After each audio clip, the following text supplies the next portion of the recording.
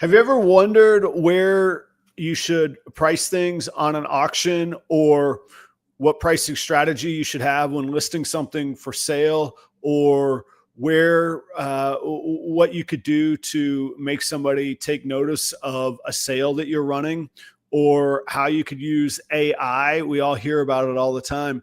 How can we use this in our industry of ball python breeding, with breeding decisions, sales strategies, metrics when it comes to consumers? We're going to get into all that tonight. I got Josh Gertz from Critical Hit Exotics on the show, and we're going to dive into all of that tonight. I'm pretty pumped for this show. Stick around. Let's get to it.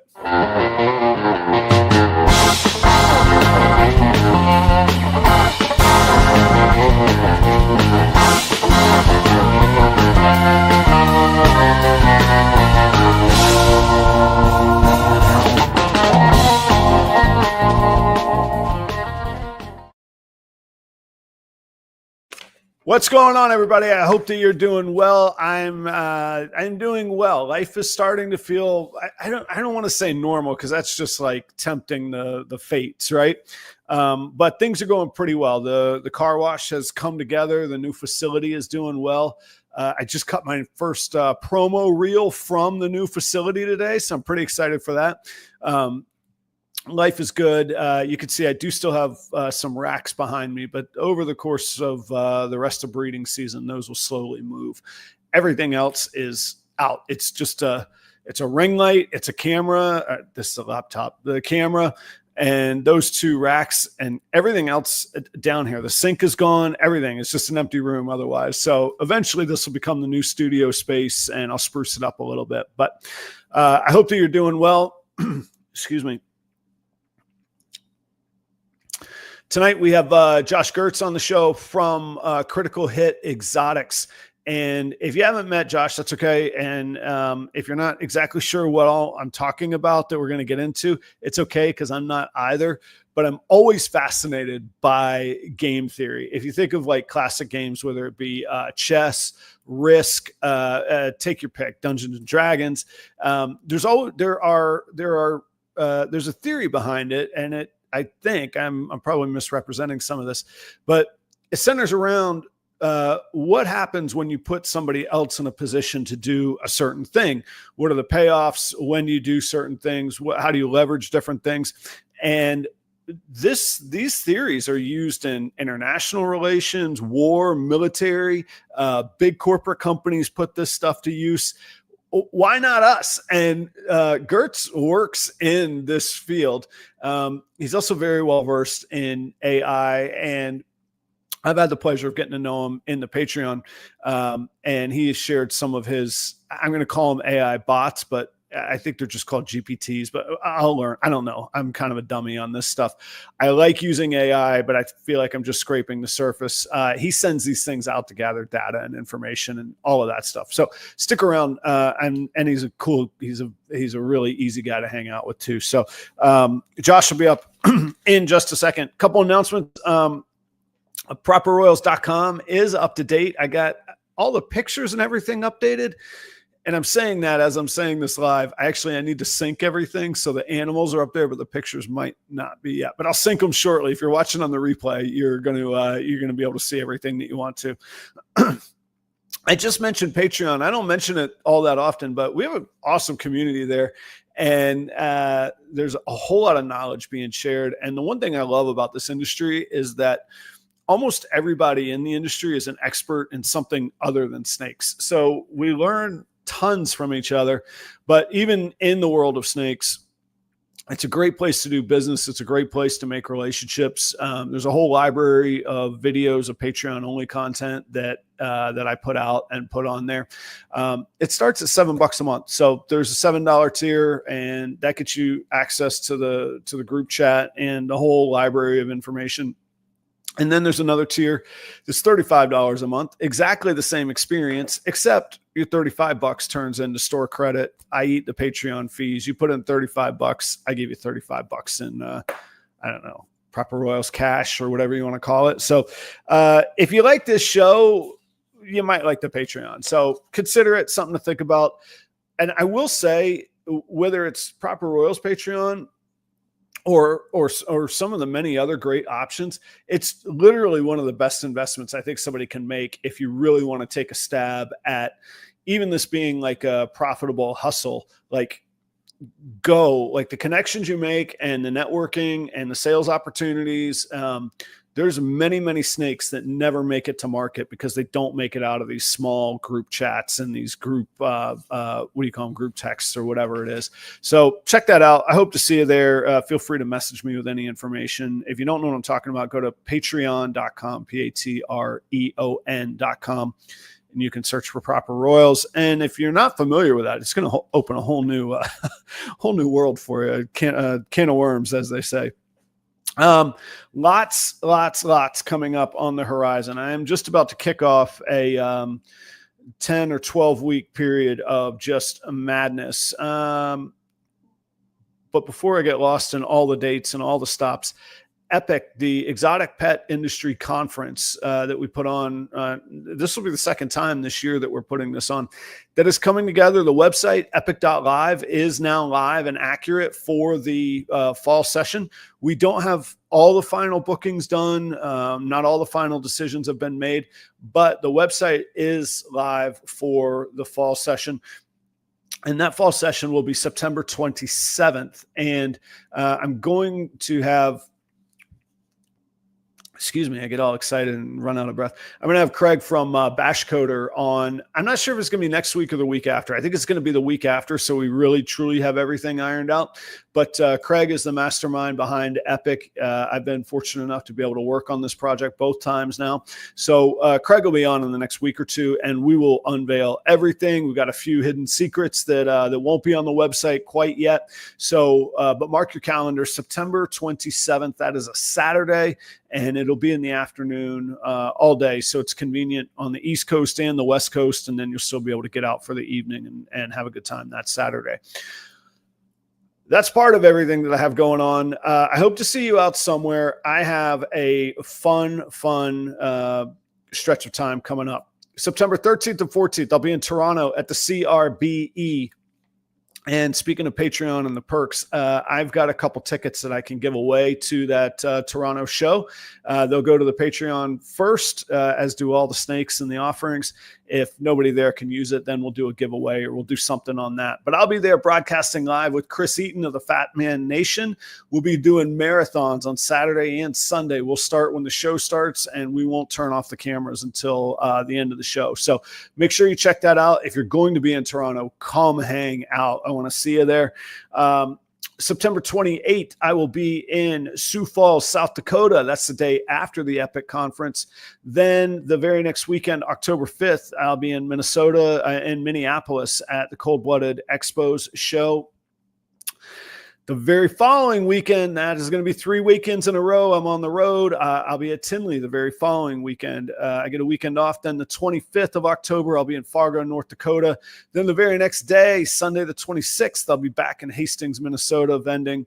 And I'll finish everything off November 2nd in Des Moines, Iowa. So if there's something you see on properroyals.com, recently updated, that you should check out, you better snatch it up, because I'm about to hit the road and I'm going to make some sales and move some stuff. So I hope to see you out there. I'm excited. It's a fun time, fun things to get out and do.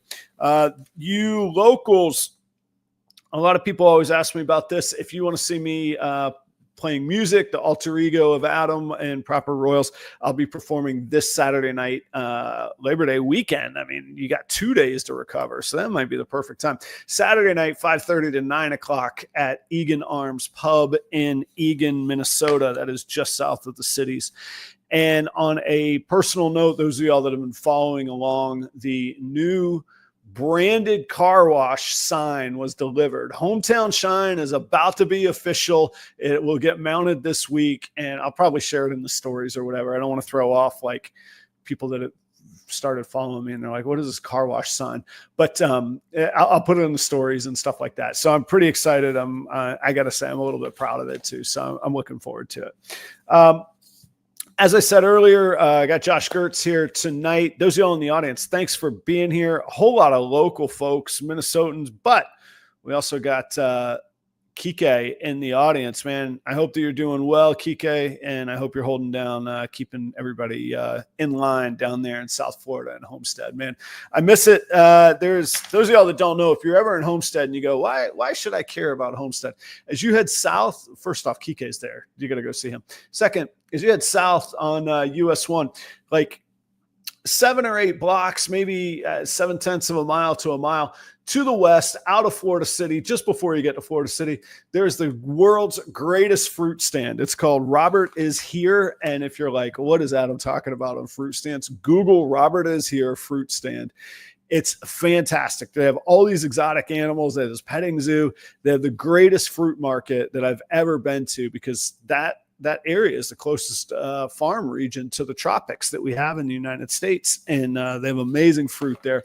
And I always think about that of whenever my time in Homestead. And Kike, you make me think of Robert Is Here, man. So I hope that you're well. It's good to see everybody else tonight. Let's get into it. Let's get a little bit nerdy.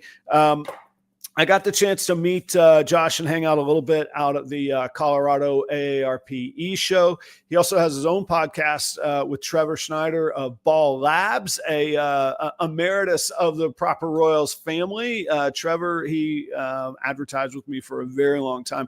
We'll talk about the scene in Colorado a little bit too. That's kind of rough right now. So without further ado, please welcome from Critical Hit Exotics, Josh Gertz. How you doing tonight, Josh? Hey, how's everybody doing out there in YouTube land? I hope they're well. I'm doing well. I'm glad to have you here. And I said it off air, but man, the microphone is great. It's just like, okay, Adam, we're going to relax. We're going to get into this. You can pipe down on the promos and we'll get down to business here, man. But thanks for being here. How's things? Things are great. Anytime I think things are bad, I think I make games for a living. So it could be a whole lot worse. I have, I'm lucky enough to have a little bit of that mindset sometimes where like I panic and I'm like, this is nothing compared to a PGA Tour tournament or my water main went out on a Friday night in the restaurant. And even that's not that bad. Like we're not in like being ravaged by a famine or war or whatever. So, you just said you make games for a living. Tell us about that. What does that mean? What does that look like? Because that sounds pretty cool to me. So for about the last 20 years, I have worked in the game industry. For about 17, I worked in video games. And then for the last year and a half or so, I have worked in tabletop games, making role-playing games. So things like Dungeons and Dragons. Wow, man. Anything that people that are into this sort of thing should go check out, or that you're really passionate about that maybe hasn't hit the mainstream, or maybe something that has hit the mainstream that we're going to be like, oh, you worked on that kind of deal. What a coincidence. About a month ago, we released our first original tabletop role-playing game. So I work at a company called MCDM, which is, we used to make supplements for Dungeons and Dragons.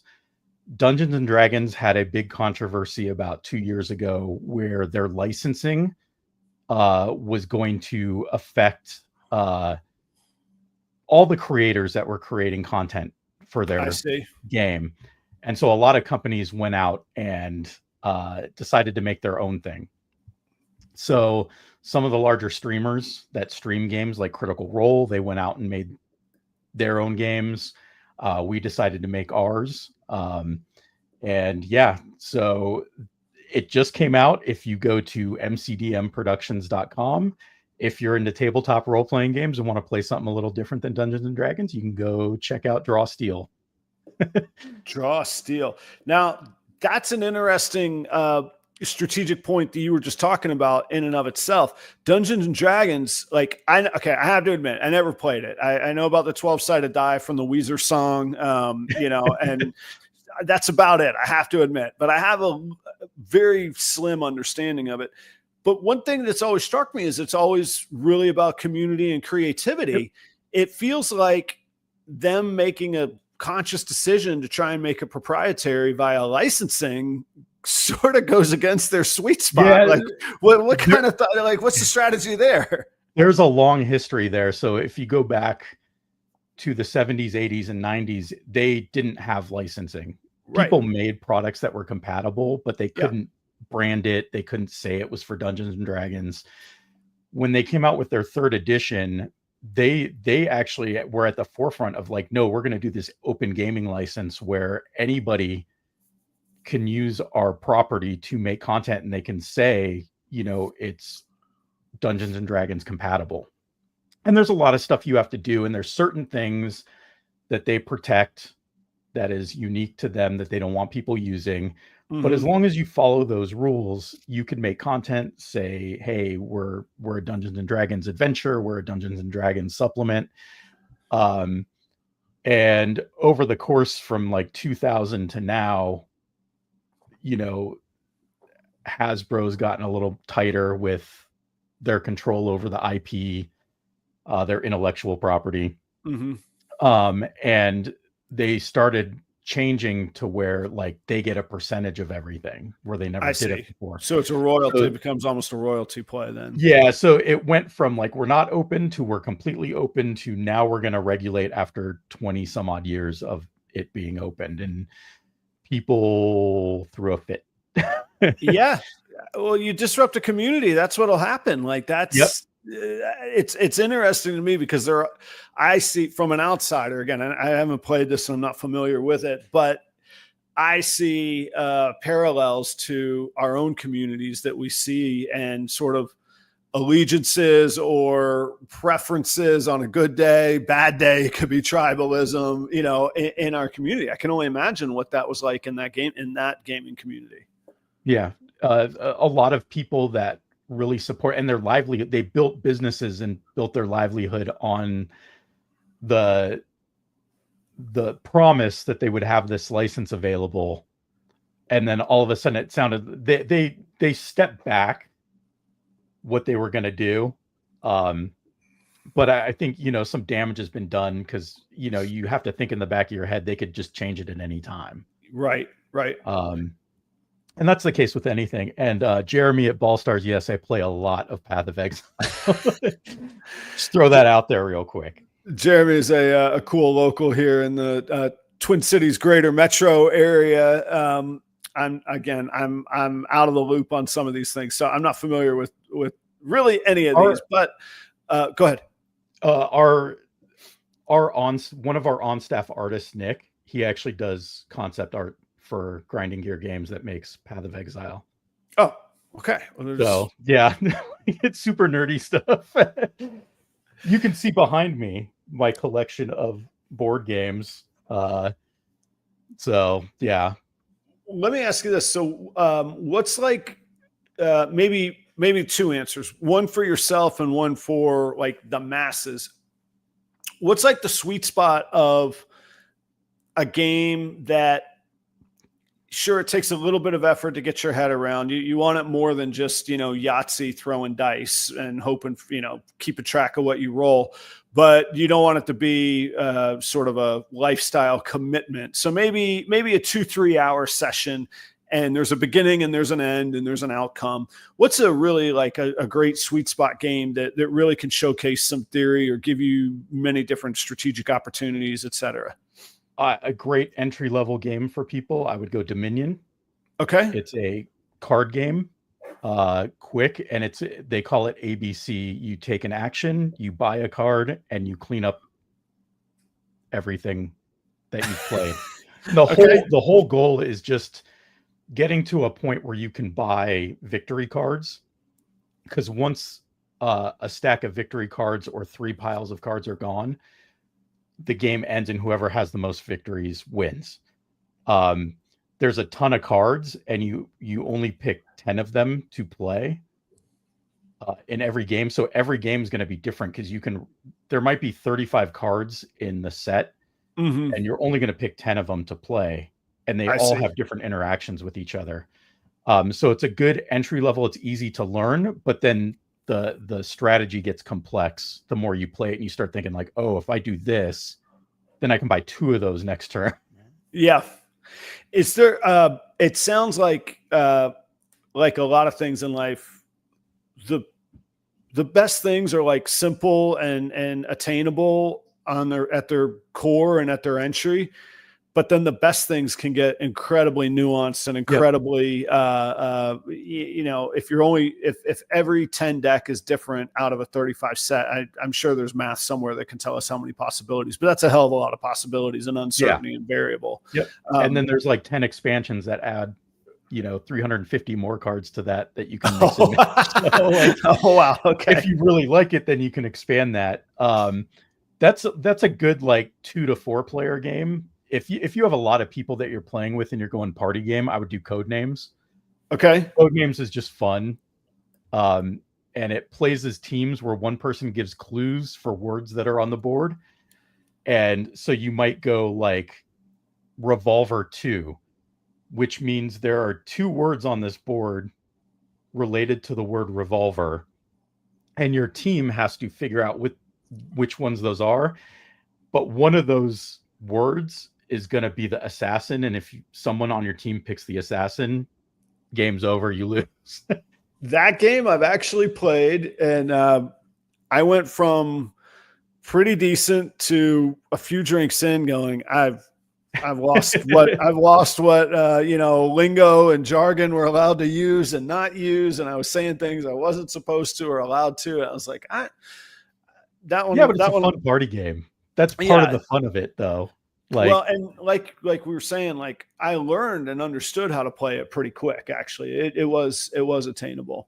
And then the one game that I wouldn't say fanatical, but I enjoy it thoroughly. I would play it for long periods of time if other people would entertain me, is the Settlers of Catan. So if I really enjoy Catan, what's another game I should look to in that mindset or that level?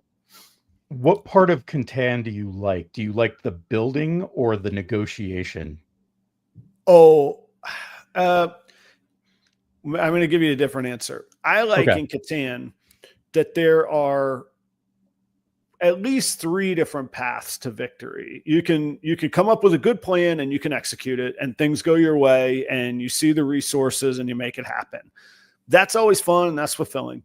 Then there's the problem where somebody, of course, blocks you because they know what they're doing and they see the angles too. And, you can get, essentially you can not roll the dice. I can't use that expression in tabletop games. You could buy your, what are they called? The chance cards or whatever. You could buy the cards. And then also there's like 2 big slam dunks, the longest road and the largest army, where if you just can't get anything going, okay, you could go that way and that'll get you 40% of what you need. And so I like that you can have bad situations or your dice can go cold or the odds cannot work. You can have all the 6s and 8s that you want, but the dice don't work the way that they're supposed to. And there's all of that. So I like that. Plus I can explain to my son ball python breeding odds by the number of dots on a certain number in Catan. And he understands now odds a little bit better when it comes to both ball python breeding and rolling the dice. So if you like multiple paths to victory, I would do something like 7 Wonders. Okay. So it's another card game. You can be affected by the people to your left and right, and it plays up to 7 people. So it's really good if you have a lot of people. Oh, cool. Okay. And you can focus on science. You can focus on war. You can focus on different things to build up the 7 wonders of your city or the wonders of your city. And it just doesn't have the negotiation aspect. You can't trade things with other people. But what happens at the beginning is everybody has 7 cards. You pick one and then pass it. And so this whole set of cards is going around the table. And so you can look and go like, well, I know Adam's focusing on war, so I'm just going to take the soldier card before I pass it because there's nothing else in here I need. So there's that. A good designer that does what's referred to as point salad games, which is you can get points in a lot of different ways, is Stefan Feld, but his games are very complex. I see. So it's kind of like brain burner, kind of like, oh, I don't know what to do because there's 50 things to do that I can score points. Yeah, I gotcha. Yeah, I guess the word I was looking for is the pivot factor in Catan. Like if as long as you're willing to pivot and you got to play what comes your way because you are rolling dice. I mean, at the end of the day, Yep. it's the odds of the dice. All right, I promise, audience, we're going to bring this around the ball python breeding. Let's back out to the big macro thing. Why game theory? And there's a much bigger scope of game theory than the literal games on tables or the literal games on video games. How is this applied in places outside of the literal games? Where is this useful in our world? And not that games aren't useful. They bring much happiness and needed distraction, and we learn from them, and we all can think of lessons we learn from chess. I didn't mean to put it that way, but I know that it's applied in many other ways.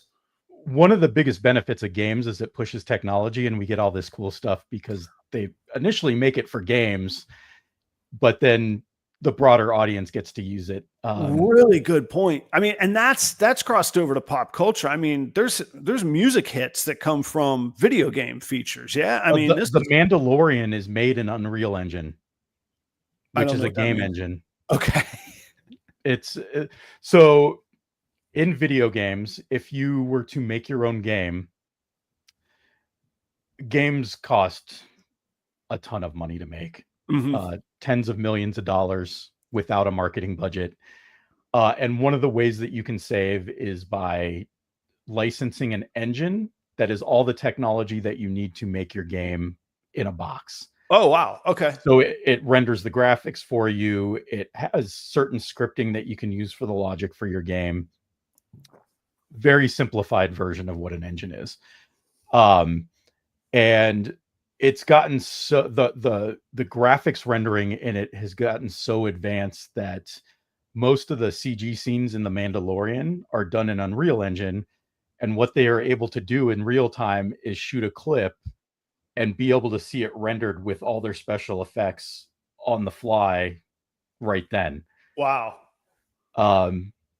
So, and the Unreal Engine itself, it's made by Epic, the same company that makes Fortnite. And the reason we have the engine is because they made games in it. Unreal Tournament, right. Gears of War, like that's what they made initially. So that's a great answer, and that's not where I thought we were going. That's a great point. That's a great answer. But in theory, like games are supposed to be fun. They're supposed to present you with decisions. They're supposed to ultimately make you feel like you accomplished something. A game I do not like because it's so hard, but is really good at making a person feel accomplished is the Dark Souls series. Okay. And what it is it's a very punishing game that has mechanics in it to where you get hit and you just die. Like you can't take a lot of hits, but the bosses and the enemies telegraph what they're going to do. So once you experience it, you go like, oh, I see them winding up for this hit. I know what I'm going to dodge. And then finally you beat a part and you feel like, oh man, I feel so accomplished that I finally got past this. I'm old and don't have a lot of time to play games anymore with 3 kids. So like, I don't have the time to put into trying to figure stuff like that out anymore. I would rather sit at a table with my kids and play a board game. Right. Well, there's that interactive benefit of it. And to me, again, I enjoy, like, again, I'll go back to Catan. I like playing that because my son can play it. Yep. And like you say, there is the negotiation standpoint. There is the, when do I need to offer more than maybe what it says the value is because of the future value I can gain by having that thing right now. That's exactly what we do with ball python decision making, right? Yep. And so I liked I don't know. I've always been intrigued by it, and the more that I learn about it, I mean, I find citations of it being used in military decisions, politics, international relations, and where people say, you know, like you say, it makes you make decisions. Would you say that it's almost the science of decision making? I mean, is that a way to think of it? Yep. I mean, way back, if you want to get into nerdy stuff, It's called ludology, Okay. the science of play. Okay. And back in Roman times, if you were a gladiator, you trained at a ludus. And it goes back to even, primitive times, or you see this in wild animals where young animals, they play fight, but it's play, but Yes. it's training. Mm-hmm. They are training to hunt. They are training to fight. They are training. These are all things that kind of build up, and that it's kind of taken a form like wargaming. Right. Initially, you see in like fantasy movies where they have the table of the region, and they're moving the blocks of the armies across. Mm-hmm. And that's what they did as simulation to get practice, because obviously going to war is expensive and it kills a lot of people, and you don't want to do that to practice. Right. So they would simulate wars on a table. And then that went, and then at some point, and I want to say it was the 50s, a company called 3M, the company that makes tape, Yeah. Right. actually published, Minneapolis company. Yeah. yeah.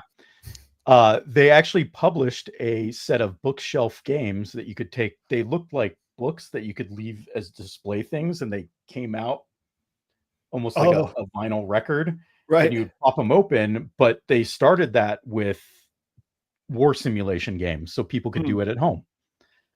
And then some people decided to do simpler games and put them in there, and that became the 3M bookshelf game series, which I have a few somewhere.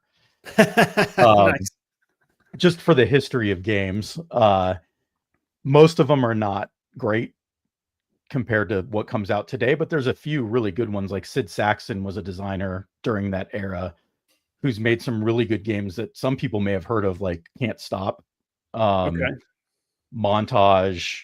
a lot of games that are still popular now and get re-released. They're just really solid games. Going back to your negotiation, and you're talking about like when to pay a little more to invest in something for the bigger payoff. Right. Monopoly, it has the negotiation part too. Do I trade off this Monopoly piece to get myself a Monopoly? Where on the board is it? Am I trading for a pastel het hypo or a het monsoon? Right. I got my boardwalk and my Baltic going on. But there's a lot, like in video games, it's really interesting because I've worked in live operations for a long time, which is handling online games with player profiles. Mm-hmm. And a lot of times we dealt with like the marketing department that wanted to know what people are buying. What skins are people buying? What are they buying? Loot boxes, if the game has loot boxes. That's something I see at reptile shows, is people with the mystery bags. It's unbelievable, and I don't get it. Like it doesn't excite me one bit, and yet it intrigues me because of how popular they are. Like it's strange to me. It's counterintuitive because obviously I'm drawn to things that I'm very attracted to and do make great sense to me. But I'm also wildly intrigued by things that I see masses of people attracted to that I don't get, and there's a disconnect. And I wonder if it is. I wonder if it is that sort of that video game similarity. So this came from more Eastern design. And a lot of it came because of piracy. In a lot of places, like Brazil's a good example, Asia, there's rampant piracy. So if you have a retail game that you're charging $60 for, more likely than not, people in those regions cannot afford that, so they pirate it. Okay. And it's one of the reasons why we might price a game for $60 in the US, but in Brazil it's only $20. Right. Just because we're trying to like make compensation for the cost of living and people's income in those areas. But the piracy was a concern. So you'll notice that like in Asia, mobile games are more in the forefront because they are free. And if you have a little extra money, you can buy a loot box or buy something Right. on your phone, and it just, is going to charge your phone for your monthly fee.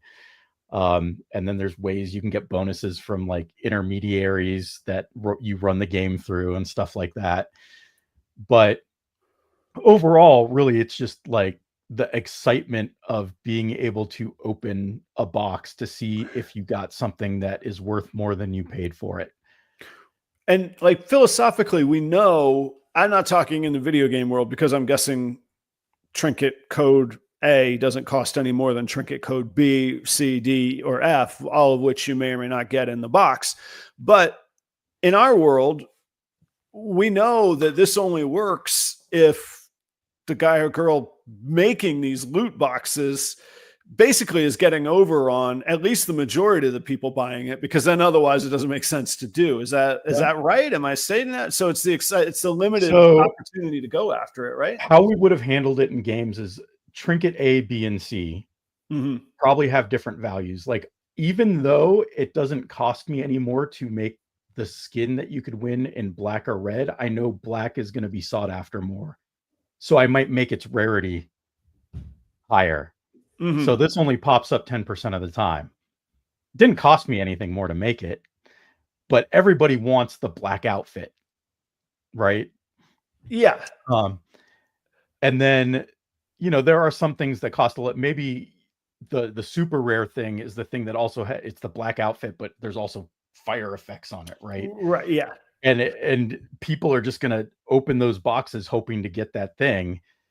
The thing that's weird to me, and before I get into that, governments have had to step in and put legislation in place where now companies have to list out everything in the box, its rarity, because people have no self-control.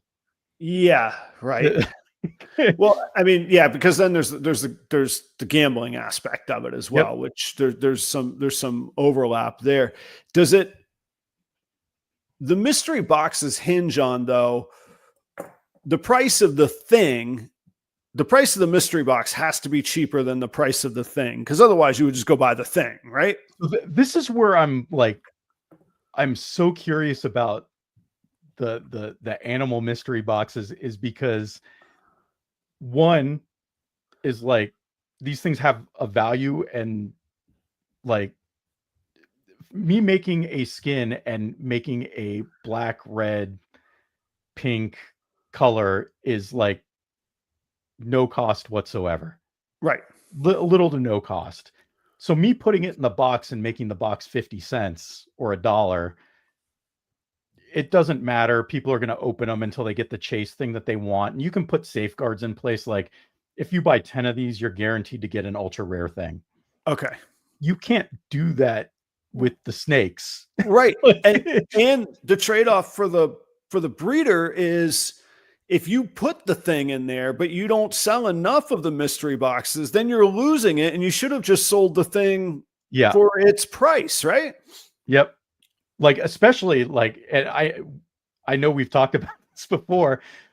Someone gets super lucky and gets your chase bag, first person that buys it for $50. Yeah, you don't want anybody to know that. You're screwed at that point, right? This is why I don't get it. This is just landmines all over the place. The other things that I think about with it, and this is part of when you sit in a design meeting that you think about all the aspects. What are we going to put in it?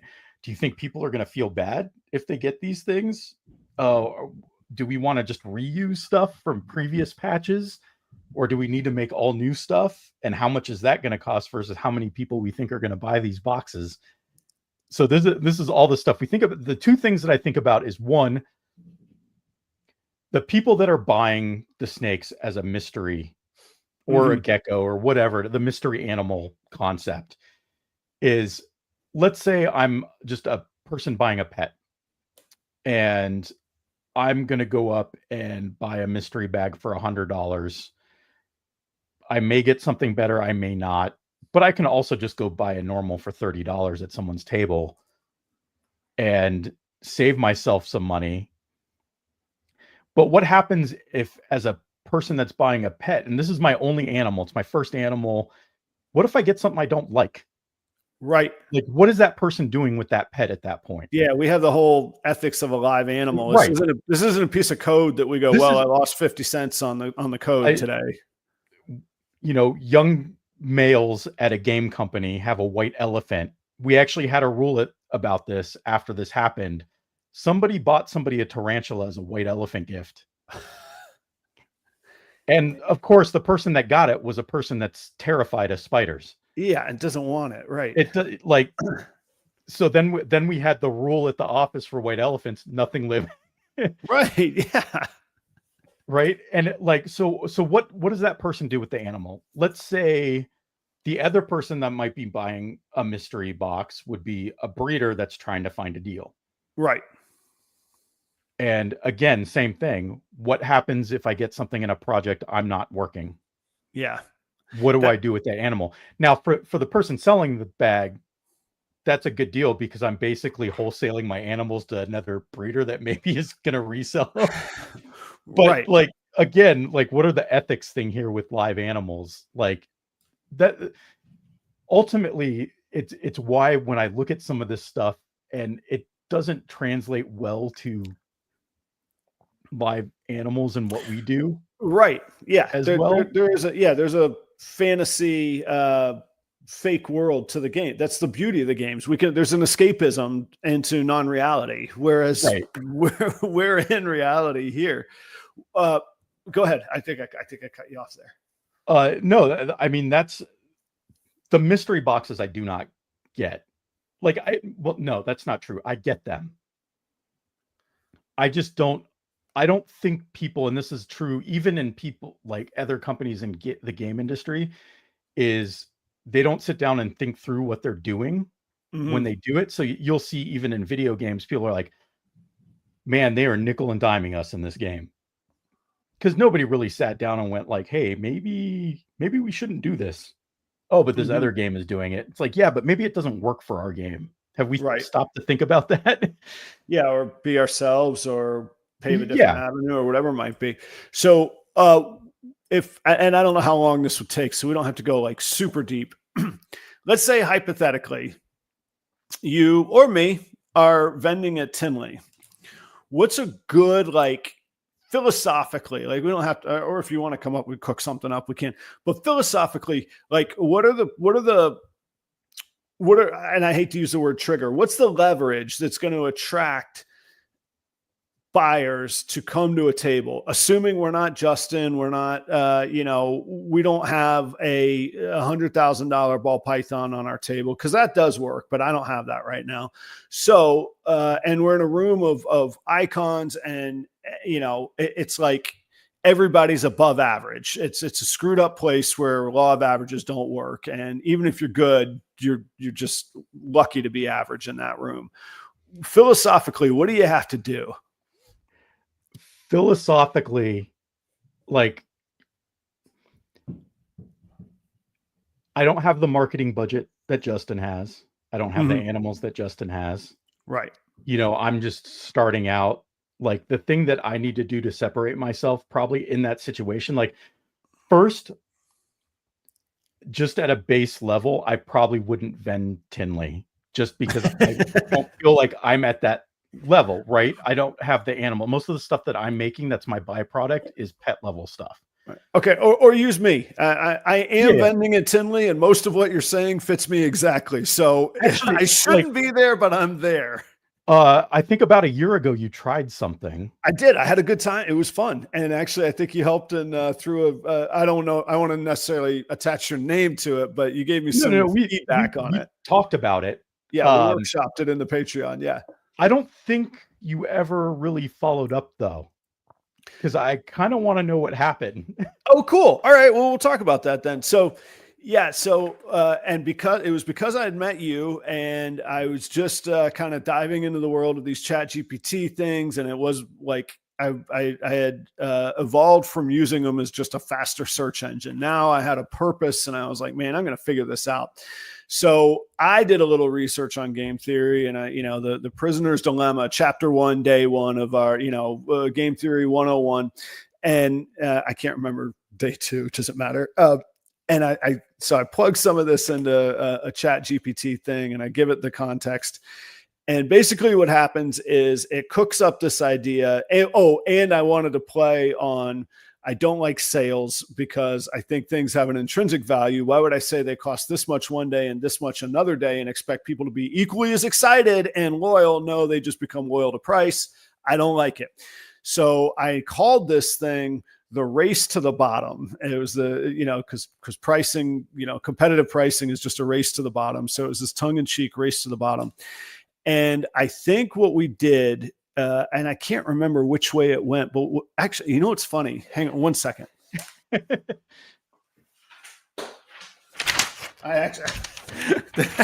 I have it on my fridge right there. Okay. So here's what it was. Here's the event structure. So it was Saturday at noon, which was not an accident. It was the busiest day. Most people had time to sort of make their way through, and you couldn't take advantage of it on VIP Friday. I wanted a critical mass of people there. So Saturday at noon, and we wrestled with these numbers, but starting at noon, with no exceptions, the first snake sold at noon 01 was 30% off. 30% is dead at that point. The next snake sold was 25% off. The next snake sold was going to be 20% off. The fourth snake sold was going to be 15% off. The fifth snake sold was 10% off. And after that, screw you and your discounts. We're done with this game here. So that's what we did. And it was 1 year ago because Chris from BNS Reptilia was there. And I have to say, Chris was an asset because I felt a little goofy trying to convey this to people. I had talked about it on my platforms. I had talked about it in the web. But in the moment, as a sales guy, it just felt weird going, hey, in 7 minutes, anything you want is going to be 30% off. And right now it's 25. I felt like a carnival barker. And I was like, this is weird. And maybe I need to embrace it, but it just wasn't me at the moment. It's not really my style. But Chris was great with it. And he didn't come across carnival barky. He was conversational. Hey, if there's something you see, everything's 25% off right now. And I know that sounds like just a hard sales pitch, but when you buy something, the next one's only going to be 20% off. So this truly is an opportunity. And I was like, this guy, he's killing it. And this is my race to the bottom. So the 30 and the 25% actually attracted a bit of a crowd, and it went well. They were friendly faces. They were people I knew. I knew they were from the audience. I knew they were from Patreon. They had kind of staked it out. They knew what was up. So the flaw in it was that I didn't get enough people to know about it. Little segue into Palm Street. One of the things on Palm Street is you got to have a big audience or else it doesn't really work. And that number really needs to be in the hundreds, 150, 200 people in the room. Boom, you're going to make some money. Not enough people knew about it. It did trickle through in the afternoon, and I did make my way through all of the percentage discounts. I like it. Maybe I should do it again. Maybe I do it this October again. I like also the theory and you could correct me where I'm wrong here in my thinking. My thinking was the average of 30% and the average of 10% is 20%. 20% is within my realm of negotiation almost any time at a live show. Not always, not every animal. Some I'll take even more off of. Some I'm going to go, I'm harder on this price. However, 20% is within that comfortable. That's within the realm of what I'm going to do, whether I'm running a feature or not, or a special pricing event or not. So just the fact that it did resonate, even with 5 buyers it probably took an hour and a half to get through those 5 sales. So it wasn't like bing, bing, bing, bing, it wasn't like a slot machine going off or anything of sales. But it did resonate. And again, I can't remember what it was. I think the total sales at that time were around $1,500 or $1,800 for those animals. If I had the cumulative prices at $2,200 and I made $1,800, that's kind of what I would do. Yeah. On a normal day. but not in that concentrated time. So it actually was effective. It was kind of a fun thing. And I know I'm leaving out some details. What are some of the nuances of now that we've talked through all of that you would tweak, or you would say, hey, here's things you're not thinking of that a game theorist might think of? The first, I think you hit the two main things was you have to have the audience for it, right? Because you're basically saying, hey, there's an event happening. You got to say it to somebody. And if there's not enough people there to say it to, you end up with not a lot of people coming. Now, you got through them all. How many sales? Like 5 sales in an hour and a half? Yeah, I would say ballpark. I don't have the notes in front of me, but yeah, I would say it was 5 sales in an hour and a half. And it was, man, I've done weekend shows where vendors have said they haven't sold anything. So I've been that vendor. Trust me, I know. Those are I preach the word. You're gonna have $0 shows, whether you like to admit it or not. And it's hard because that is something you would think like, oh, I'm gonna have this event at this show to try to differentiate myself from the bigger breeders. But if you don't already have the audience embedded like the bigger breeders, then that's not going to work either. So you have to think about that as well. And a lot of times that's why people, like you said, they're dropping to the bottom of the barrel, is because that's the only knob they can turn. That's right. It's the only thing that you can do in that room sometimes. So I mean, it was a real exercise to force myself to say, because, and I'm sorry, but another part of the thought process was I didn't want to go broke attracting people to the table. I didn't want to have to pay people to come to my table, which is essentially what giveaways are. So I was like, okay, how do I do this and check these various boxes where I can look myself in the face and not go crazy and not just be frustrated standing in the corner of Tinley, you know? The other thing that you touched on was breaking down. It's like, yeah, you're giving somebody 30%, but you're also giving another person 10%, and it equals out to 20. And if you find that range that you're happy with, you could do that all weekend. You don't have to make it an event. You could go like, okay, every day at noon, I'm going to do the 30%, because it's all going to equal 20% at the end. You're looking at the long tail, not the immediate. And a lot of people get emotional looking at that 30% and go like, I'm not doing 30%. Right. And it's like, yeah, but you're only doing 5% for this other guy. Like, and it's kind of built in that you don't get to negotiate. If we already carve out what the terms are, you don't get to negotiate the terms. And it's really easy to go, no, we're not. No, that's the price at the number right now. What are your thoughts? Because you just brought up a good point. Whether you do it once or you do it 5 times, the math is still the same. Yep. What does game theory say about, okay, not tomorrow, when this 5th one sells, we're back to 30% off again? I mean, that's just math.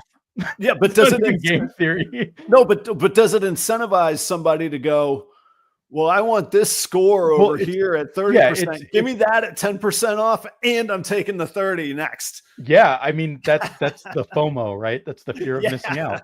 That's right. But that it makes up for the aggregate happens the other way too for the seller in the situation that you just talked about, where they're only getting 10% off this one, but they know if they buy another snake immediately, they're getting 30%. So they know they're getting 20% off everything. Right. Which we've all said we're cool with. That's fine. Yeah. But I think that's where I go like nuts when I'm like, we're putting all this effort into getting right back to the starting point that we would have all been cool with if we just agreed, just go do that. But people need their dopamine hit, right? They want to feel good about it. Yeah. And like, I think I'm wired differently. Not that I don't enjoy dopamine, and I think we're all wired a little differently. I could tell you, nicotine, alcohol, gambling. Oh, I understand dopamine, man. I get it. And I have to watch it and very closely on that stuff. And matter of fact, there's things I won't touch and haven't touched for years because of that. Yep. So I do understand that. I don't want to prey on that on anybody, but I do understand that. So, wow. Okay. So here's another kind of thing. I don't know if you've ever seen on YouTube or Instagram or TikTok. I see it a lot with shoes. People that deal with high-end shoes, sneakers, Mm-hmm. where somebody will come to the table, or I see this with like baseball cards, Pokemon cards. Somebody will come to the table and go like, well, they do the barter back and forth. Well, I'll give you 80 for it. No, I want 100 for it. How about 90? How about 85? Oh, I'll flip a coin for 85. Right. And then they flip a coin, and either the vendor's going to pay 90 or 85 for it. But there's that gamble that happens that people are just like, oh, cool. Yeah, well, maybe I can win. Yeah. The thing that I would probably do, and it kind of ties into like my whole theme with Critical Role and what I do, is I would just say anybody that buys a snake gets to roll a dice, and that's the percentage you get off. And there's custom dice for anything. I could get a dice that's a 6-sided dice that's got 10, 20, 30 2 times on it. Right. And roll the dice. You were going to buy the snake anyway. I'm just giving you a bonus. And you get to roll the dice and feel good about what you roll. Okay. We all want to feel like we're above gimmicks. We've laid out the rational thought of why it's not a gimmick and why it works and why it makes sense. Give me the pitch of every corporate America marketing, sales, successful anything thinks this stuff all day long and all that they do. I mean, is that the case? I mean, is this what's going on in, really, somebody brought up the point earlier, such and such company has to return a value to their stockholders. Like, is this coming through their thoughts when they're doing that? Absolutely. So if working in games, there are there's video games, there's edutainment, there's casino games. Right. If you go to apply for a casino game, they don't want their designers are mathematicians. Mm-hmm. They're not designers. They're not psychologists. Most of them don't know anything about game theory. They're just mathematicians. Mm-hmm. They just want to know that the house is going to win in the long run. Yep. That's it. And you kind of have to think the same way. Like if you're running a business, like how do I make sure, like if I have snakes and I have them priced a certain way, but I'm okay haggling with somebody over 20%, why not do the gamified approach that's more interactive, and rather than just have everything priced at that? This is like an onion here. We might not even. It is, and this is how design meetings go: is you just talk back and forth until the lead designer makes a decision. This is what we're going to do. Right, but like, so this is cool because there's these unintended consequences too. You just said, why not have some gaming fun with somebody? Yeah. And we know philosophically, the more time we spend interacting with someone in a fun way, we're going to build a bond with them.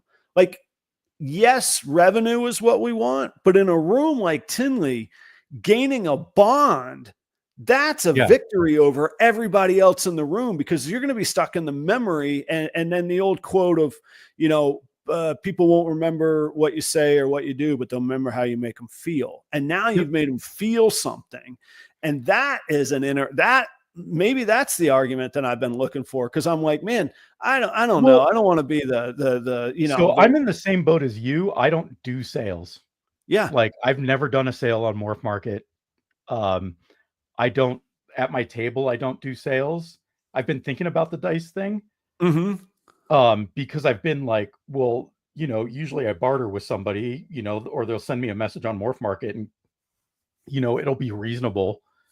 And I'll be like, well, okay, that's only 20% off what I'm asking. No, that's fine. Sure. I'm not gonna argue over that. And I get rid of the snake. Like I don't breed my own rodents, so I have to pay for feeders. Like, so like I can imagine a situation like middle of Tinley, like let's say, I don't know what their regulations are in terms of your booth, like if you get a table set up. But I might invert my table. Mm-hmm. People do that. Yep. Yeah. Make it a horseshoe you can walk into. Yeah. And I would get a big blow up die. So when people just walk by, they say, why is there a big blow up die in the middle of your booth? You go like, well, if you buy something, I'm going to let you roll and you get 10, 20, 30% off of it. Yeah.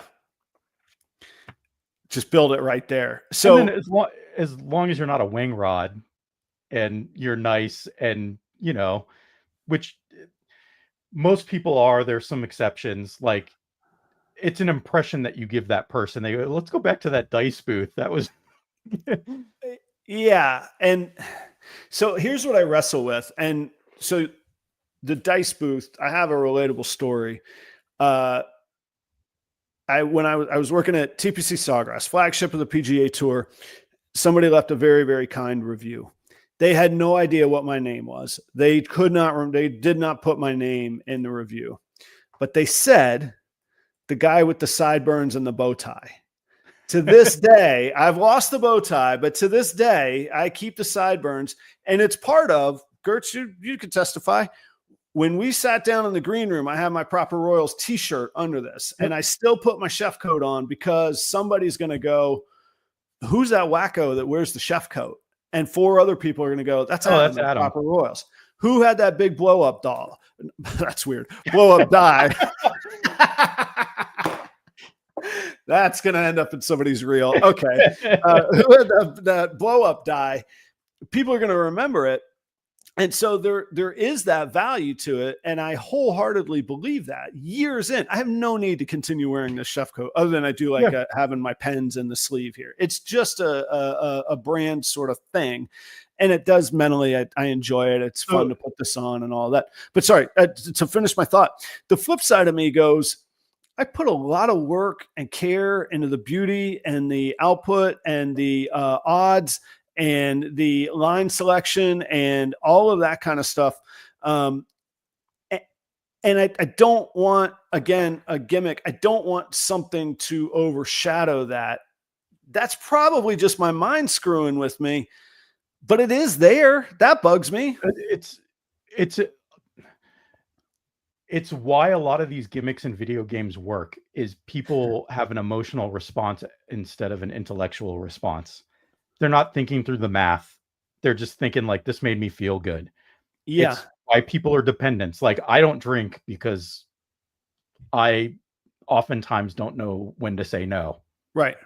But on the flip side, gambling for me, I moved to Vegas when I was 18 and lived there until I was 23 and had gambling wasn't a thing for me. Mm-hmm.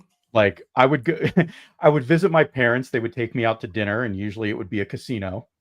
Yeah. And they would, why don't you hang out and put a couple dollars in a machine with us? And I go like, okay. And I'd put 5 in, I'd win 20, cash out and go, this is gas. I'm done. Yeah.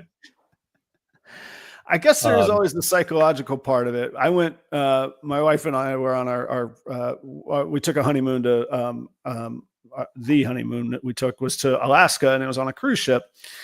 And the first night I went out, and I'm kind of like you in one way, in that the general casino scene does nothing for me.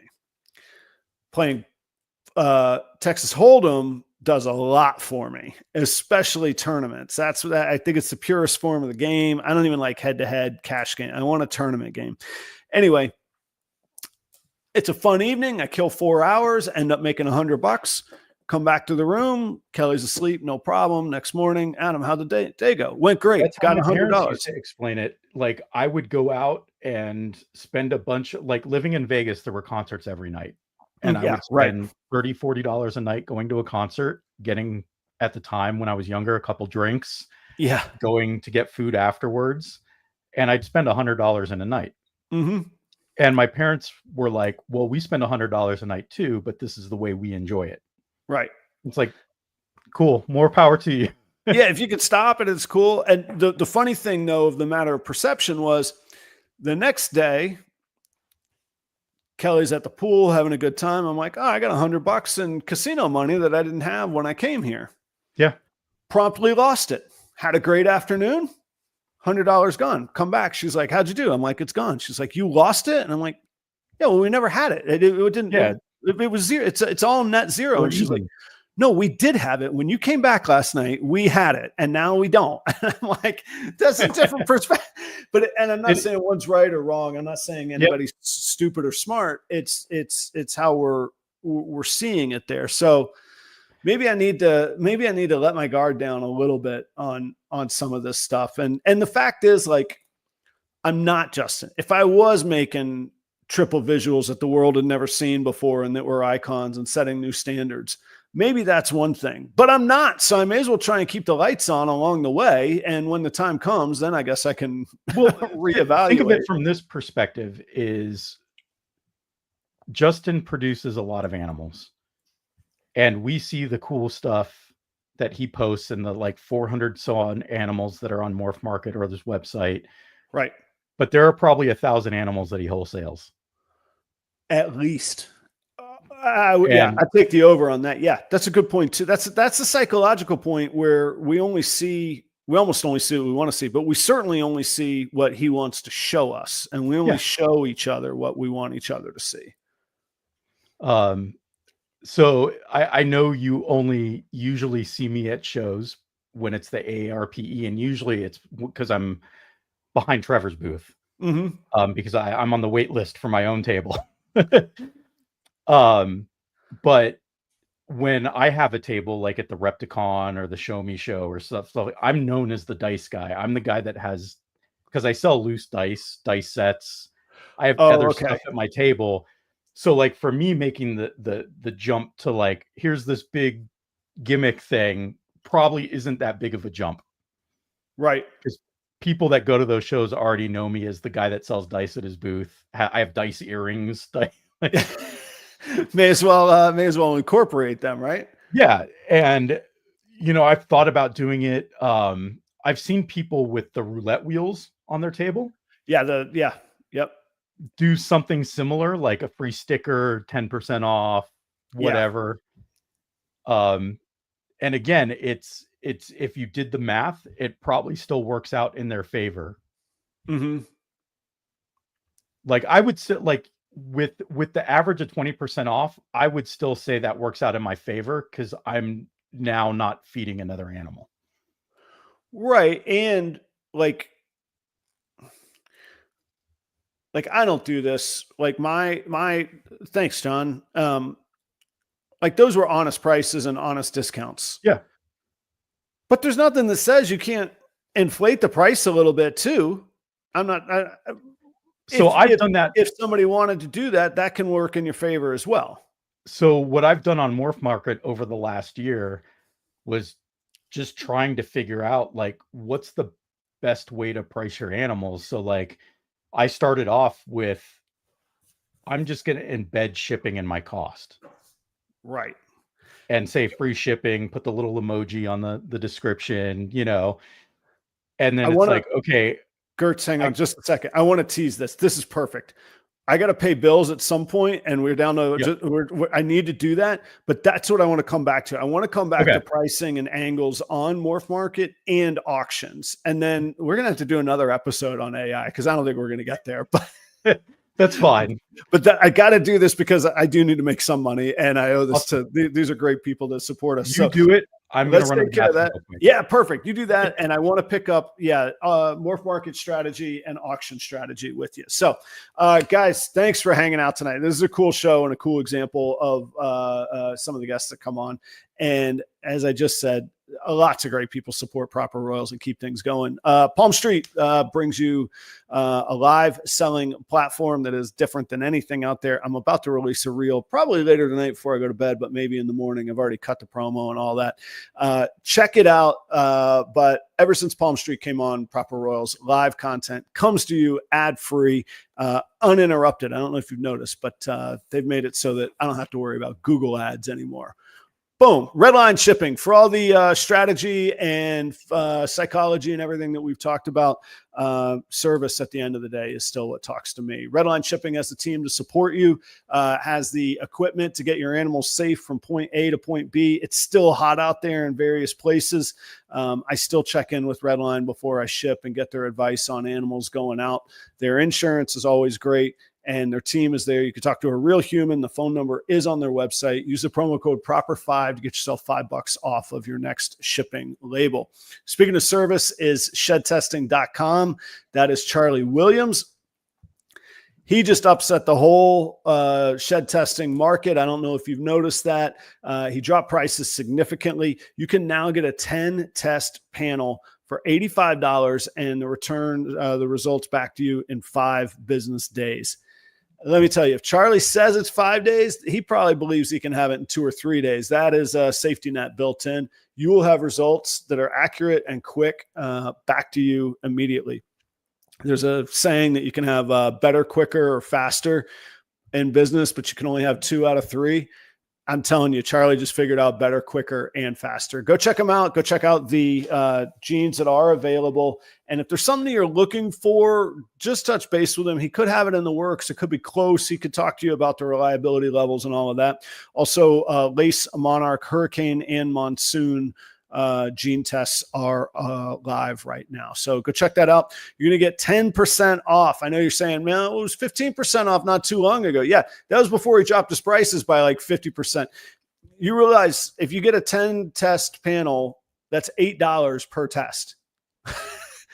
10% off is what you're going to get off of 2 orders, and you can order as many shed tests as you like per order, and you're going to get 10% off of that. Use the promo code proper10 at shedtesting.com. Go check that out.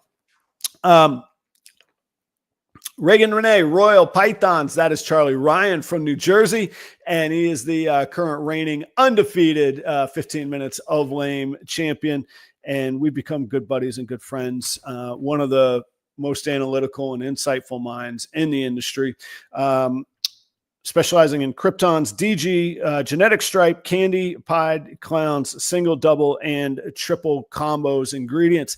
I don't know if you know, the best recessive combo award at Siri went to a Krypton. Beat out clowns, beat out a special Pompeii that Justin had up there. How about that? Go check out Charlie for some Krypton action on there. Portuguese Pythons is Danny and Renee Rocha. They are out in Chino, California. I love their Ultramel projects. I have almost all of my Ultramel pied ingredients come from them. They're working Ultramel Puzzle, Ultramel Clown, Ultramel Pied, and then other cool projects like Sunset Hypo. And then they work in some really great dark genes too. Het Red Xanthic, Blackhead, GHI, all of those throughout their projects. So go check them out. Eye-popping combos, really great people to do business with. Sundog Serpents is Josh and Sarah down in Orlando. I've been doing business and working in person with them since sometime in 2021. So, I mean, that's got to be 4 years by now. And they've been good friends, good business colleagues. I bought snakes from them. They bought snakes from me. They work the TSK Xanthic Clown projects. If you're looking for TSK ingredients in many different projects, check them out. Also, Super Asphalt that you don't see a whole lot of in the United States. They're doing great things with that. And they also just hatched some puzzle stuff, and they are breeding blood pythons as well. Go see Sundog Serpents. Excellent people that I promise you, great to work with. Last but not least is Chris at BNS Reptilia, the original advertising partner of Proper Royals. He is my Tinley partner. I've been with him in October, and we, in fact, own a couple animals together as well. Chris is BNS Reptilia, because he specializes not only in ball pythons, but blood pythons, locality boas, colubrids of all shapes and sizes, Pituophis, if you know what that means, bull pines, bull snakes, the pine snakes, and he will have those at Tinley. He'll have the right paperwork, the right licenses to have those there, as well as education for how you can own them legally wherever you might be. So go check out Chris, check out his inventory. You can reach him on Instagram at BNS Reptilia. He's also the regional distributor of the Chipper in Pennsylvania. That is a cocoa product. If you are interested in acquiring any, get in touch with him, or becoming a regional distributor in your own region, you can get in touch with him and he will help you on that. Audience, thank you for hanging out. It wouldn't make sense to do the show otherwise. I would just hang out with cool people like Gertz without you, but I'm so happy to have you. Take care of these sponsors. They are people within our industry taking care of our industry. And like I say, Proper Royals comes ad-free because of these folks. So thanks very much. Josh, yes, here with Girtz this evening from Critical Hit Exotics. Before we get too far, where can people find you, Critical Hit Exotics? Where can people find you? It's Critical Hit Exotics everywhere. Okay, cool. So Instagram, Facebook. I mean, I've gone down the rabbit hole of Mastodon, like pretty much every social media you can think of. If you look for triple hit exotic, that's There's a where I am. platform called Mastodon. Yep. I thought that was just a metal band. Okay. Yeah, it's another Twitter-like X, or I guess it's X now, platform. Sure. Yeah. But the tool I use to help me post social media does all of it, so I might as well do it. There you go. That's true too. There's a lot of paths. Yes. Tools like that. And then even bigger tools like AI. Like I say, we're going to have to do another episode sometime because we're not going to get to it all. But we've had fun talking about the psychology and strategy of pricing. And before the break, we were flirting with talking about pricing on MorphMarket. We want to, I would think collectively, we want to avoid the, you post something at 10, I'm going to post the same thing at 9. He's going to post it at 8, and you're going to post it at 7, and then 6 is going to get the sale, and the market just lost 40% of its value. We don't like that. Okay, what's a person to do? Because we still want to get our stuff sold. And you mentioned a strategy like, all right, I'm just going to bake shipping in. I'm going to take an average, or maybe even a slightly above average or slightly below average, whatever number you want on shipping, and put it in there, big capital letters with an emoji, free shipping. Take it away. Where did you end up? What did you learn from that? So I did that for about half the year. Mm-hmm. And then in July, I switched to a cost plus shipping to see how the rest of this year goes. I don't have a lot of animals, so my data point's going to be very, very small. Mm-hmm. So I don't think it's going to be a good indicator, but I think what I do is I think about how are people actually shopping on MorphMarket. Right. And the reality is, and one of the reasons why I decided to switch halfway through the year was, I think the reality is people go to MorphMarket and immediately drop. They'll search for what they want to search for, but then immediately drop down to lowest price. Yes. And sort by lowest price. That's right. And if I'm baking in shipping, I am not going to show up on that first page at all. Right. So I've switched over in the hopes that it changes my sales from the first half of the year versus sales from the second half of the year. Again, very small data point. I've had between 24 and 18 animals for sale at any given time. So people with more animals, if you want to try and follow up, that'd be great. Let me ask you this from a non-ball python standpoint, and maybe you have an answer from a non-ball python, i.e., whether game theory or your own experience. So, I worked in wedding sales industry. That was part of what I did. Anybody that doesn't know, resorts make money on weddings. Not much else, but weddings, they make a lot of money, and you could be a king and make a whole lot of money if you can sell weddings. And I remember saying to a wedding coordinator one time, or salesperson, I said, all these line items and add-ons and your entree is this, and then your hors d'oeuvre is this, and then you have this bar and that bar. I said, what if we just said it's $300 out the door, get whatever you want? And she said, nobody will look past the $300 per person sticker price. If we start at $45 a person, and then there's a 20% service charge, and then there's a $40 per person bar. Wine pairing. Yeah. And then you can get your lamb hors d'oeuvres, and that's going to be an extra $6 or $9 a person or whatever it is. And I was like, this is exhausting. It ends up at $300. Why don't we just save them the chase? She goes, nobody will come through our door. Yep. And to this day, I have to admit, she was exactly right. I still would prefer, as a person who's gone through getting married one time, I was always like, what's this going to cost us all in? And let's be done with this.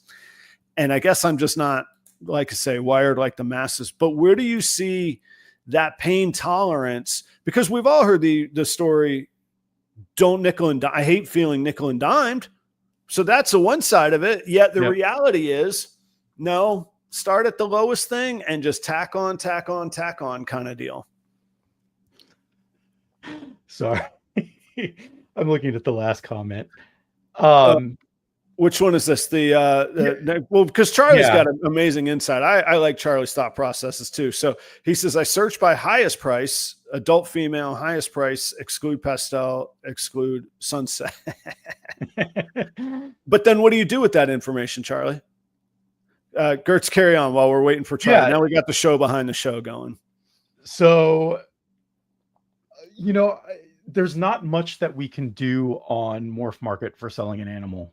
Like to your point where it's the a la carte menu, right? Because you're buying a snake.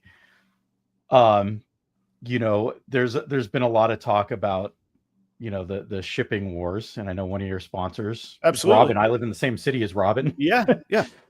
Well, and we can talk about that because one thing we've learned is price is king. I believe service is better. I believe the result is better. Price is king. I can't say it differently. I mean, that's what it is. That's what we have learned. And it's that cut and dry and that callous, really, honestly. Yeah. I don't like the thing that I look at more, I think right now, at least is, so again, we can do another episode on AI, but like some of the AI stuff that I am learning is that if you're selling anything under $500, that's 70% of the market. So right now there's 32,000 ball pythons on there. It's probably close to 20,000 animals are sub $500. Does it make sense? And I'm not advocating one or the other. And let me just be clear on the record. MorphMarket is not my favorite platform to sell on. I don't put as much effort on MorphMarket, but I do use MorphMarket. I am a customer of MorphMarket and I still participate with MorphMarket. Is what you're saying is there's 32,000 ball pythons under $500. There's not much leverage other than price. Is that enough? That's fun. The God of Darien coming right through to my room, giving me a message. But I mean, is that an argument in and of itself to say we got to find a different pond where at least you have a little, some sort of leverage? Why not fish all the ponds? Like you need to know what pond you're fishing in. Yeah. What bait to take, right? So MorphMarket's super convenient. Everybody's doing it. It's quick. It's at the fingertips. It's all right here on our phone. You can get a premium and you look more professional if you have a website. Yeah. There's shows. I'm going to bring pet animals, but I can probably get more for those pet animals at a show than I can on MorphMarket because I don't have as much competition. People are looking for a pet. Yeah. I don't have to haggle with them over a $200 snake. Whereas on MorphMarket, somebody's going to hit me up and say, will you take $100 for it? Yeah. Will you take, Right. So like I have my animals up there, but honestly, I have no expectation that they're going to sell up there. Facebook Marketplace, Craigslist, even though you're not supposed to do it. Local shows. That's where my bread and butter is because most of the stuff I make is sub 500 and I don't want to fish in that big pond. Yeah, because it essentially turns into a wholesale marketplace at some of those prices, and not at the 500, but maybe at the 150 and under. It just becomes. And look, I know some people snicker at $150, but there's a big difference between $40 and $150 or $125, and that I don't know about you, but $525 snakes, that's a pretty good night out, or a pretty good that's actually, it's a really good night out. That's more than I spend on a night out. That's a really good concert night out or whatever. Like that's tangible money that is good, and it's worthwhile on that. I like the idea that you said of fishing many ponds, then sort of diversify. Could we pivot for one moment? Because I maybe I'm hoping for too much. You might go, I don't know. But I feel like maybe you got some insight or you have some thoughts, because another big portion of our market these days is auctions. What's your mindset? Have you gotten, first off, do you do auctions? Do you participate in them at all? Do you like them? Do you dislike them? What's your just personal take on them? So I have run an auction, my one auction that I can run on MorphMarket for the last couple months. Yeah. I haven't sold a single thing on Okay. auctions, but I'm not. I set the minimum to what I want for the animal. Okay. So yeah. Okay. Like, and if nobody bids, nobody bids. I think the audience looking for auctions they're looking for a deal. Yeah. That's Well, right. that's Because otherwise you, like we were saying on the mystery box, otherwise you just and buy the they're thing. If you looking for need the the thing, deal you buy it. beyond the 20-30%. They're looking to get lucky and, get the. I don't know if you remember, like early 2010s, all the rage was the websites where people won this for a quarter and it was like a brand new PlayStation. Yeah, but you had to buy the bids, right? You paid for your bid. Correct. So Yeah. what they didn't tell you until you signed up and got involved was that it's a quarter a bid. And by the time you get to the end in the last minute of that auction, everybody's spending quarters to bid, and they end up making like $3,000 to sell a PlayStation that's worth $500. And that somebody bought for 80 or something. Yeah, everybody feels like they're winning, but the person only spent $80 in bids to get it, but they had 10 people spending $80 to get it at the last minute. And the people that spent $79 got nothing except for just the Yeah, I do remember. I remember the ads forums. It was, I got this blah blah blah for $14. Yeah, like it's interesting. Like, and the market's always changing. So, like, if you asked me again in 6 months, my answers might be different. Like, I look at Palm Street, for example. So Trevor and I did an auction. Like, you were the first one. But Trevor and I were in, I think that first training group afterwards. Yeah. With Snakes for the Memories and a few other people. We went through, I did a live where I had a store up, but I wasn't doing an auction. I was just doing like a Q&A and stuff. Okay. Yeah. I kind of treated it a little bit differently than most people do. Right. Yeah. You use it as like a educational or community platform rather than a straight sales. Yeah. And then Trevor did an auction and I went to his house and helped him with it because we had the 2 cameras going. And, our experience with that in, I think it was January or February, my takeaway was like, it feels like the step above wholesale. Right. But not quite there. And the thing that we came to was just, you have to have an audience that you can bring in for this. That's where I've found. So first, what I'll say is it takes, and look, I want to be as like, it does me no good to push a brand and not be honest. That just undermines anybody else ever wanting to advertise with me or take me serious. So Palm Street right now for ball pythons is challenging. It is definitely a step above wholesale. And I think that there's an opportunity for true sales, but it's this chicken or the egg thing because the good snakes got to get there. And then whoever's going to put the good snakes there has to go, well, I want the good buyers there.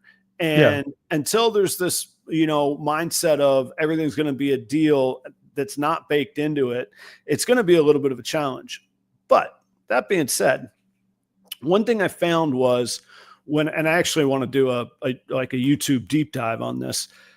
I've done 6, 7, 8 of them now. And what I've found is, yes, the number of audience that you can attract. So doing all the social media stuff to get as many followers as you can is vitally important on there. It's like anything in life. You can't just walk in and all of a sudden be amazing at it. You got to build up some things.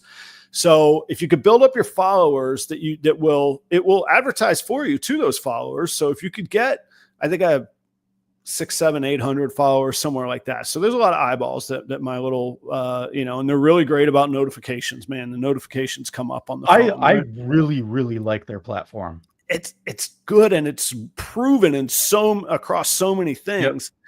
So the last one I did was a real aha thing, and you're going to hear in my voice, it's hard. I could say one set of facts, and I feel not quite sold emotionally, right?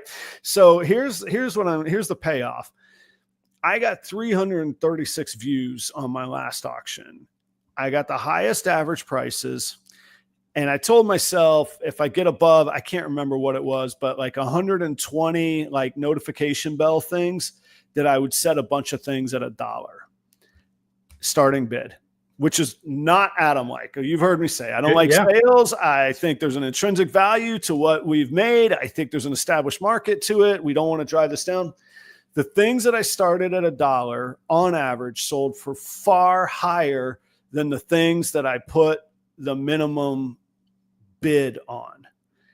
And that is tough to get my head around, because when the day comes and I make a triple visual, I damn sure don't want to start it for $1, but I see what the facts are telling me, kind of thing. How does that speak to you? It's people bidding emotionally. Yeah. I got to win this. Right. Or they become vested in it. Like this is why those bid websites work. It's why eBay works. Yeah.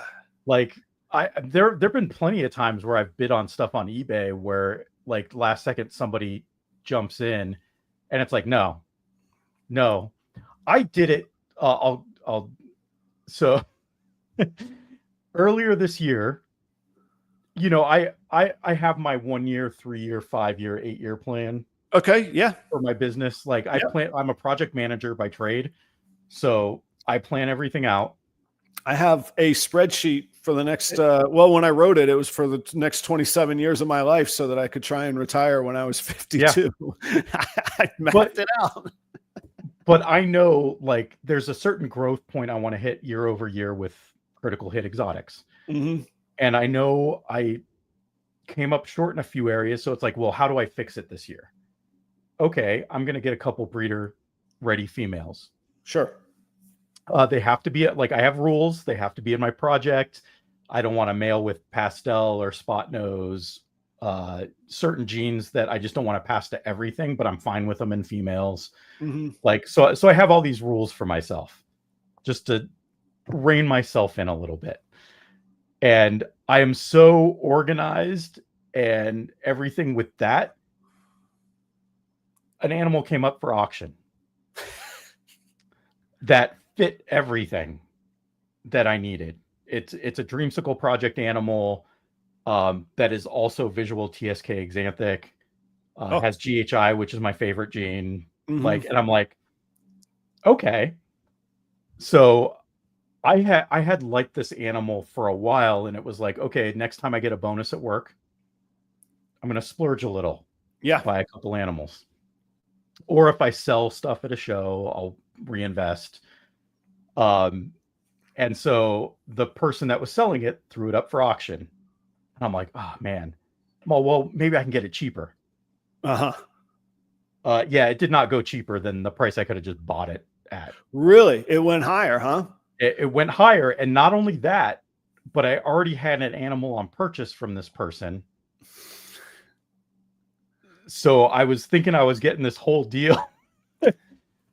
and I ended up getting the deal on the shipping because both animals shipped out at the same time.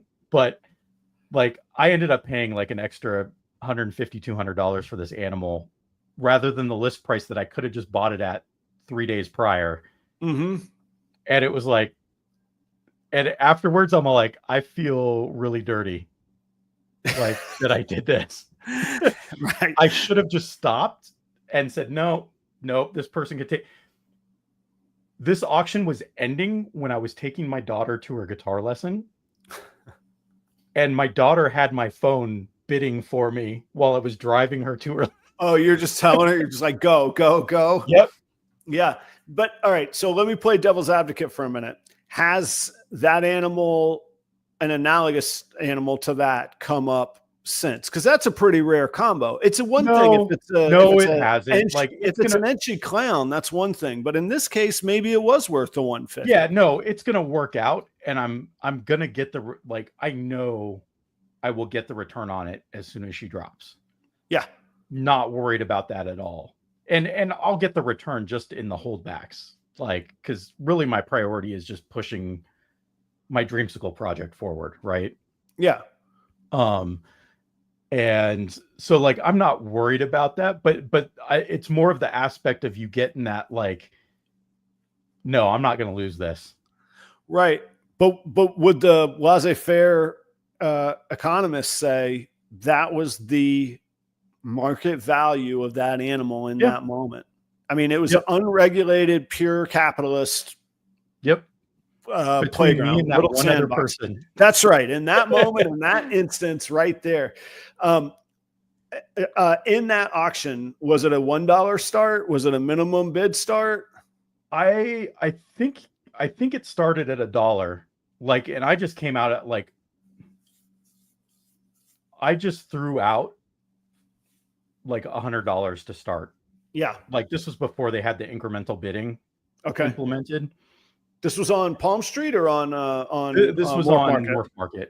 Okay. And I'm like, I'm willing to pay $100. I put $100 in. Yeah. I was willing to pay more than that. Sounds like a pretty good animal not for at that moment in time, but I ended up doing it and just putting it on a credit card instead. But so that tells me, and again, I see the rational data. It's hard to get my stomach around advertising a Palm Street. All right, I'm going to put up 10 above average non-wholesale animals, and we're going to start them all at $1.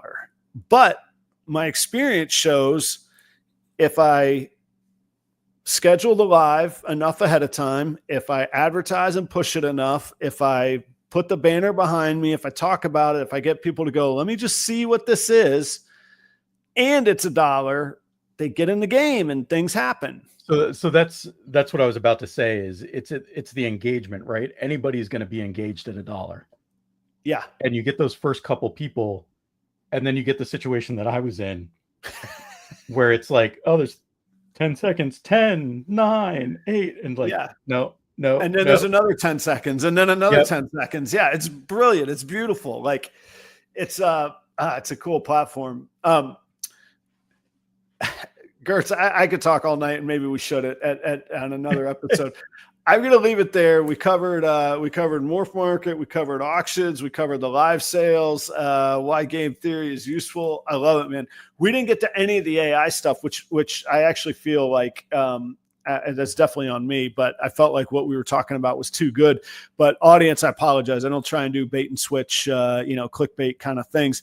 I will have Gertz back soon if he'll be back, and we'll get into the AI tools because, talking philosophically on sales drivers, or again, I hate to use the word trigger, but leverage triggers to insight decisions. That's fun. But how do we put some of this to work with AI? And that really is what puts a bow on top of it. So let's do it again soon, if that's okay with you. Yeah, absolutely. Cool. Audience, thanks. For having me.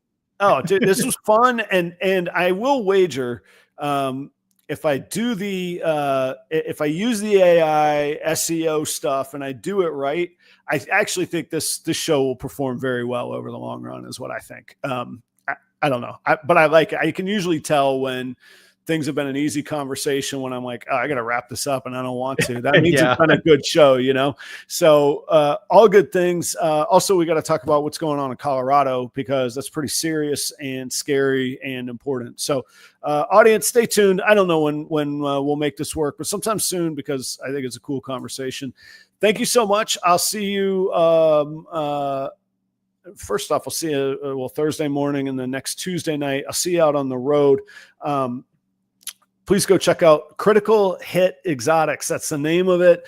That's Josh's company for sure. I know that he said they're everywhere, but for sure on MorphMarket, Instagram. And we didn't get to talk about Breeder Underground with Trevor Schneider from Ball Labs as well. If you enjoyed the conversation tonight, definitely go check out the episodes of Breeder Underground. How many are you up to now? We're at 27. We did 27 last night. Cool. And that's at 8:30 p.m. Mountain. So it's a little later in the evening for some people on the East Coast. Yeah. but replays are forever. Replays are forever. What's the YouTube channel? Is it on Critical Hit or is it on Breeder Underground? No, it's at the Breeder Underground on YouTube. All right. Check that out, guys, especially if you enjoyed tonight and this episode. All right. That's the longest ending out. This is turning into a Skinner song here. This is no Freebird.